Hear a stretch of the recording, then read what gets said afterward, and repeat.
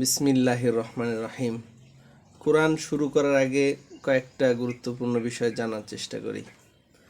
প্রথম নাম্বার কথা হইল কোরআনের নাম। কোরআনের নাম কতগুলো আছে, কোনটা কি কারণে। দেখবেন আমরা বলি কোরআন শরীফ, কেউ বলে কোরআন কারিম, কেউ বলে কোরআন মাজিদ। ঠিক আছে, সবগুলোই বলা যায়, বিভিন্ন জায়গায় বিভিন্ন নাম আসছে। এইখানে যে কোরআনে কারিম লেখছে ইন্নাহু লা কুরআনুন কারিম, এটা কোরআনের একটা আয়াত আছে। ইন্নাহু লা কুরআনুন কারিম ফি কিতাবিম মাকনুন। সেই হিসেবে এই নামটা দিছে। কোরআনে কারিম বলাই সবচেয়ে ভালো। কোরআন শরীফ, আবার নিচে দেখেন যে বাংলা লেখছে কোরআন শরীফ। কোরআন শরীফ এইটা হুবহু কোরআনের ভিতরে এরকম নাম পাওয়া যায় না, তবে এটা বললেও কোনো কি সমস্যা নেই। এখন কথা হলো কোরআনকে কোরআন কেন বলা হয়। কোরআনকে কোরআন কেন বলা হয়? কোরআন এই শব্দটি হলো করাআ ইয়াকরাউ থেকে আসছে, বুঝছেন? মানে হলো পড়া। কোরআন অর্থ হলো যেই গ্রন্থ বেশি বেশি পড়া হয়। পৃথিবীতে যত গ্রন্থ আছে, পৃথিবীতে যত গ্রন্থ আছে সবচেয়ে বেশি পড়া হয় কোন গ্রন্থ জানেন আপনারা? সবচেয়ে বেশি পড়া হয় কোরআন। এর চেয়ে বেশি কোনো কিতাব পড়া হয় না। কোনো ধর্মীয় গ্রন্থ এত মুখস্থ করা হয় না যত মুখস্থ কোরআন করা হয়। এমনকি অন্য কোনো ধর্মের গ্রন্থ কেউ ফুল মুখস্থ বলতে পারে না। ঠিক আছে, এরপরে এই কোরআন সবাইকে পড়ার জন্য মুক্ত করা হয়েছে। ইসলাম সবাইকে পড়তে কি ফরজ করছে কোরআন, না? সবার প্রত্যেকের পড়তেই হবে। কিন্তু অন্যান্য ধর্মগ্রন্থ ওগুলো ধর্মীয় পণ্ডিত ব্যতীত অন্য কেউ পড়তে পারবে এর অনুমতিও নাই। অন্য কারোর পড়ার অনুমতিও থাকে না। ঠিক আছে, পড়তে পারে না এক কথা, আবার অনেক গ্রন্থ আছে পড়ার অনুমতিও নাই। তো এই গ্রন্থ কোরআন এইটা সব দিক থেকে হলো যে বেশি পড়া হয়। ঠিক আছে, এজন্য এটার নাম কোরআন, মানে কি অধিক পঠিত গ্রন্থ, যেটাকে খুব বেশি পড়া হয়। এই হলো কোরআনের নাম গেল। এরপর হলো কোরআনের কিছু আদব। অজু ছাড়া কোরআন স্পর্শ করা যাবে না, বুঝতে পারছেন? অজু ছাড়া কি কোরআন স্পর্শ করা যাবে না। যদি কোরআনের উপরে গিলাফ লাগানো থাকে, বুঝতে পারছেন? কোরআনের উপরে গিলাফ লাগানো থাকে, সেক্ষেত্রে আপনার গিলাফের উপর, গিলাফ তো বুঝেন, ওই যে কভার লাগে না কাপড় দিয়ে, ওই গিলাফ লাগানো থাকলে তার উপর দিয়ে ধরা যায়। এমনি খালি হাতে অজু ছাড়া কোরআন স্পর্শ করা যাবে না। ঠিক আছে, এরপরে অজু ছাড়া কিন্তু কোরআন পড়া যায়। যদি কোরআন আপনার সামনে খোলা থাকে তাহলে আপনি অজু ছাড়া পড়তে পারবেন, কিন্তু ধরতে পারবেন না। এখন মোবাইলে যদি কোরআন থাকে তাহলে সেক্ষেত্রে মোবাইলে কোরআনের অ্যাপটা খোলার সময় অজু করে নেওয়া ভালো। অজু করে নেবেন, কারণ তখন আপনি কোরআন পড়তেছেন। সেজন্য এই তো কোরআন স্পর্শ করার সময় অবশ্যই অজু করে নিতে হবে। ঠিক আছে, এরপরে কথা হলো কোরআন একটা মহিমান্বিত গ্রন্থ, সবচাইতে মর্যাদাবান। এমন মর্যাদাবান যে এই কোরআন যার সাথে লাগে, ঠিক আছে, সেই সম্মানিত হয়ে যায়। দেখবেন আপনার বাসায় কাঠ আছে না, এই কাঠকে আমরা কোনো মূল্যায়ন করি না, কিন্তু যখন এই কাঠটা কোরআনের সাথে লাগে, তখন এটাকে আমরা সম্মান করা শুরু করি। রেহাল, রেহাল আমরা পায়ে লাগতে দেই না, অথচ এটা তো একটা কাঠই। সেই কাঠটা কোরআনে লাগার কারণে আমরা কাঠটাকে সম্মান করা শুরু করে দেই। ঠিক আছে না? একইভাবে কোরআন নাজিল হয়েছে যেই মাসে, সেই মাস রমজান মাস, সবচাইতে গুরুত্বপূর্ণ দিন, সবচাইতে গুরুত্বপূর্ণ মাস। এরপর যেই দিনে নাজিল হয়েছে লাইলাতুল কদর, ইন্না আনজালনাহু ফি লাইলাতিল কদর, আমি এই কোরআনকে নাজিল করেছি কদরের রাত্রে। ঠিক আছে, তো সেই কদরের রাত্র আল্লাহ তাআলা বলছেন লাইলাতুল কদরি খায়রুম মিন আলফি শাহর। ঠিক আছে, 1000 মাসের চাইতেও কি উত্তম। 1000 মাসের চাইতে উত্তম ওই রাত্রটা, যে রাত্রে কি কোরআন নাজিল হয়েছে। ঠিক আছে, এই কোরআন নবীজির উপরে নাজিল হয়েছে। আমাদের নবী সর্বশ্রেষ্ঠ নবী। যেই গুহায় বসে কোরআন নাজিল হয়েছে সেই গুহাটাও এখনো স্মরণীয়। সেই গুহা মানুষ দেখতে যায়। তো গুহায় নাজিল হওয়ার কারণে ওই গুহাটা স্মরণীয়। যেই ফেরেশতা এই কোরআন বহন করছে সেও কোরআনের কারণে সম্মানিত। জিব্রিল, হ্যাঁ, জিব্রিলের কয়েকটা নাম আছে, জাবরিল, জিব্রিল, জিব্রাইল, হ্যাঁ। তো উনিও এই কোরআনের কারণে সম্মানিত হয়েছে। তো যারা এই কোরআন শিখবে, হ্যাঁ, যারা এই কোরআন শিখবে তারাও সম্মানিত না, সন্দেহ আছে কোনো? একটা কাঠের সাথে লাগার কারণে যদি কোরআন ওই কাঠটা সম্মানিত হয়, তো আপনার আমার সাথে যখন কোরআন সম্পৃক্ত হবে তখন আমরা কি সম্মানিত। তো আল্লাহর অনেক শুকর যে আমরা কোরআন পড়া শিখছি, তাই না? সেই জন্য অনেক কৃতজ্ঞতা আল্লাহর কাছে যে আমরা কোরআন পড়তে পারতেছি। এই কোরআন এখন আপনারা পড়বেন, কোরআন শুধু পড়ার জন্যই না, কোরআন বুঝতে হবে। সেজন্য পরবর্তীতে চেষ্টা করবেন যে কোরআন বোঝার চেষ্টা করবেন, হ্যাঁ, কোরআন অর্থ বোঝার চেষ্টা করবেন, যদি সময় থাকে সুযোগ থাকে এটা শেখার চেষ্টা করবেন। আল্লাহ আমাদেরকে তৌফিক দান করুক। চলেন আমরা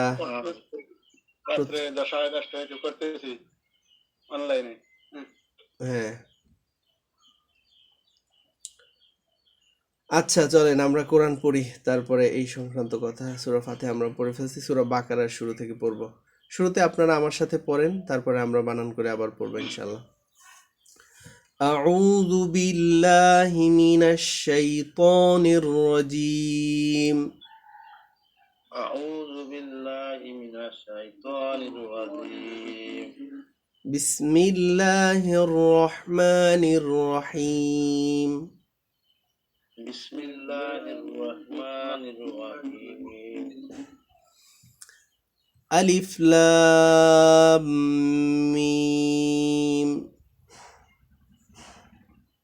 আলিফ লাম মিম। যালিকাল কিতাবু লা রাইবা ফীহ। যালিকাল কিতাবু লা রাইবা ফীহ। হুদাল লিল মুত্তাকিন। হুদাল লিল মুত্তাকিন। الذين يؤمنون بالغيب. الذين يؤمنون بالغيب. ويقيمون الصلاة.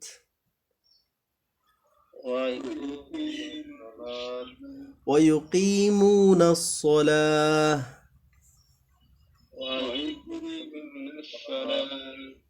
ومما رزقناهم ينفقون. ومما رزقناهم ينفقون. এই তো মাশাআল্লাহ, ঠিক আছে। এতটুকু আমরা একটু বানান করেও পড়ে নিব আগে, হ্যাঁ। তার আগে এই কোরআন সংক্রান্ত আরও একটু কথা এখানে বলছে, সেগুলো একটু আপনাদের বলে দেই। সেটা হলো আলিফ লাম মিম, এই তিনটা হরফ, এর অর্থ পৃথিবীর কেউ জানে না।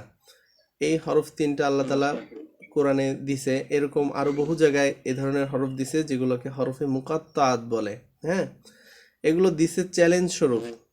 আগের দিনে যে সময় নবীজি আরবে আসছে তখনকার মানুষ এরকম অক্ষর ব্যবহার করে ইশারা ইঙ্গিতে কথা বলতো। এটা ছিল ওই যুগের সর্বোচ্চ সাহিত্য।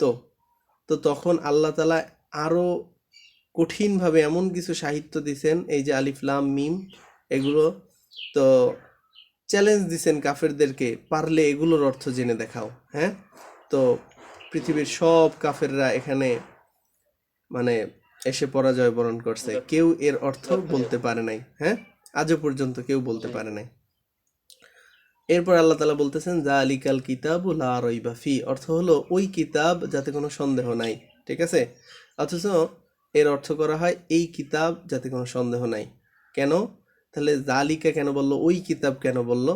কারণ হলো আপনি আর আমি ধরেন একটা পাহাড়ের নিচে দাঁড়ায় আছি, পাহাড়ের চূড়ার দিকে আমরা কেমন করি, ওই যে আঙুল দিয়ে দেখাই, ওই যে পাহাড়ের চূড়া, মানে আমাদের চাইতে উঁচু একটা জিনিসকে বোঝানোর জন্য আমরা ওই যে দূরে বোঝাই না, মানে আমাদের চাইতে অনেক সম্মানের হইলে ওই যে দূরে একটা কিছু বোঝাই।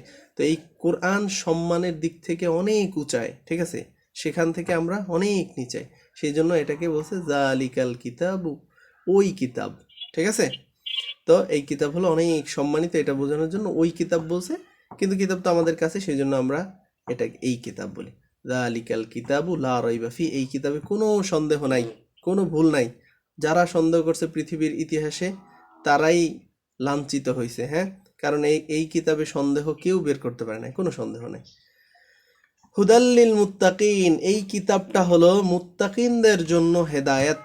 বুঝছেন, এই কিতাবটা কাদের জন্য হেদায়েত? মুত্তাকিনদের জন্য হেদায়েত। এই যে আমরা অনেকে মনে করি না, আমি তো দিনদার আছি, নামাজ রোজা করি, হুজুর আপনি আমার ওয়াজ করেন কেন? হ্যাঁ, এই দেখেন, এই কোরআন বলতেছে এই কোরআনটা হলো মুত্তাকিনদের, মুত্তাকিন যারা, মুত্তাকি হলো যারা আল্লাহকে ভয় করে, নামাজ রোজা করে, তাদের জন্য হেদায়েত। কাফেরদের জন্য হেদায়েত এই কথা বলে নাই। বুঝছেন, যে আপনি বলবেন এই ওয়াজ নসিহত আমাকে করেন না, ঠিক আছে? অজ নসিহাত এই কোরআনটাই মুত্তাকিদের জন্য, যারা মুত্তাকিন তারাই এই কোরআন পড়বে, এ থেকে আরো শিক্ষা নেবে, ঠিক আছে? এই জন্য আল্লাহ তাআলা অন্য জায়গায় বলছেন ওয়াযাক্কির ফাইন্না যিকরা তানফাউল মুমিনিন, তোমরা বারবার অজ নসিহাত শোনো, হ্যাঁ, দিনী কথাবার্তা শোনো, কারণ এইটা মুমিনদেরকে উপকার দেয়। হ্যাঁ, আচ্ছা, এতটুক মেসেজ আপনাদের দেওয়া প্রয়োজন ছিল, তাই দিয়ে দিলাম। চলেন এবার একটু বানান করে আমরা পড়ার চেষ্টা করি। হ্যাঁ, শুরুতেই দেখেন এখানে একটা হরফ দেওয়া আছে আলিফ, ঠিক আছে? আলিফ, এটা আমরা আলিফ পড়ে ফেললাম। হ্যাঁ, এখানে হলো এই যে সূরার শুরুতে যেসব অক্ষরগুলো দেয়া থাকে এগুলো এমনি এমনিই পড়তে হয়, বুঝছেন? হরফে মুকাত্তাত। এখন যে এটা জবরজের নাই যে এখানে যে পড়বেন না সেরকম না, এটা পড়তে হয় আলিফ। তারপরে লামের উপরে 4 আলিফের টান দেয়া আছে, তাই না? তাহলে লাম, হ্যাঁ, আলিফ লাম। এরপরে লাম, ওই দেখেন মিমের উপরে তাসদিদ, তাহলে লাম মিমের সাথে ধরবে, আলিফ লাম। এরপরে মিমের উপরে আবার 4 আলিফের টান দেয়া, তাই জন্য আবার ওটাকে আমরা কি 4 আলিফ টেনে পড়বো, মিম, ঠিক আছে? তাহলে আলিফ লাম মিম, ঠিক আছে? বুঝতে পারছেন? আমরা পড়ছিলাম না যে হরফের উপরে 4 আলিফের টান দেয়া থাকলে ওই হরফটাকে আমরা টেনে পড়বো। তাহলে এখানে দেখেন ওই যে লাম আর মিমে কি 4 আলিফের টান দেয়া আছে, সেজন্য টান দিয়ে পড়লাম আলিফ লাম মিম। এরপরে চলেন আমি ইজরা করে আপনাদেরকে পড়াই দিই। আপনারা ধরেন, আমি যেইভাবে পড়াবো এইভাবে করে করে আপনারা সামনে পড়বেন ইনশাল্লাহ। জাল খারা জবর জা, লাম জের লি, জালি, কাফ লাম জবর কাল, জালিকাল, হ্যাঁ, জালিকাল। তারপরে কাবজের কি, তা খারা জবর তা, কিতা, বা পেশবু, কিতাবু, জালিকাল কিতাবু। এরপরে লাম, দেখেন লামের উপরে জবর, তার বাম পাশে খালি আলিফ, দেখছেন? লাম বাম পাশে খালি আলিফ, তাহলে মধ্যে তবাই, তাহলে লাম আলিফ জবর লা। এরপরে র ইয়া জবর রই, লা রই, বা জবর বা, লা রই বা, ফা ইয়াজের ফি, লা রই বা ফি। এবং হাতে গিয়ে আমরা থামতেছি। হ্যাঁ, তাহলে হাতে গিয়ে, ফির আগে ওটা কি, ফির আগে ওটা ওইটা অক্ষ না, ওটা থামা লাগবে না, ঠিক আছে?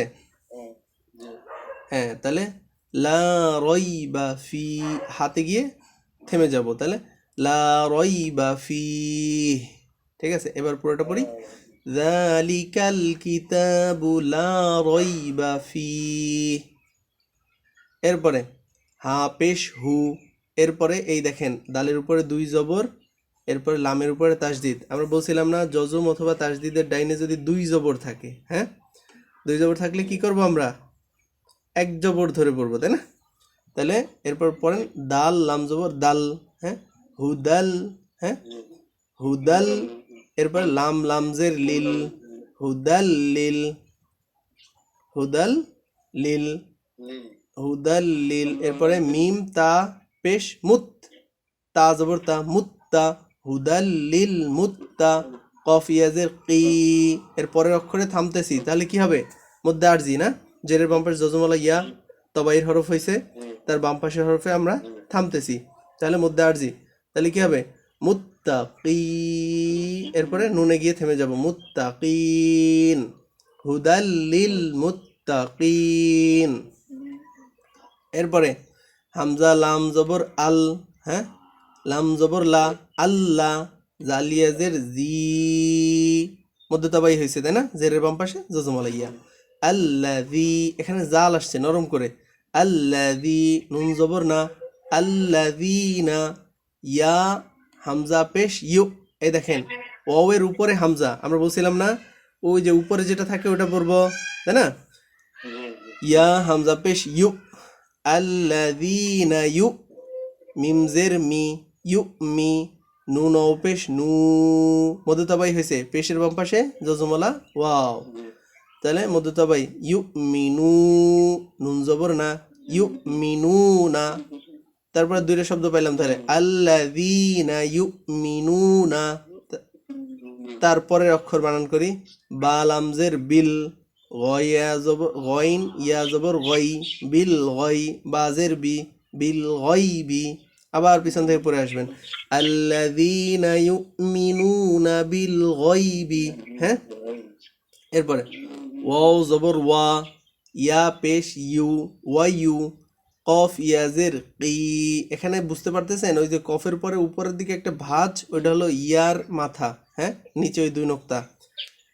হ্যাঁ, জি ইউকি, কফ ইয়াজের কি, ইউকি, মিম ওয়াও পেশ মু, ইউকি মু, মিম ওয়াও পেশ মু, মধ্যতাবাই হয়েছে তাই না? জি তাহলে আগেরটা হলো জেরের বাম পাশে জজমালা ইয়া মধ্যতাবাই, তারপরটা পেশের বাম পাশে জজমালা ওয়াও মধ্যতাবাই।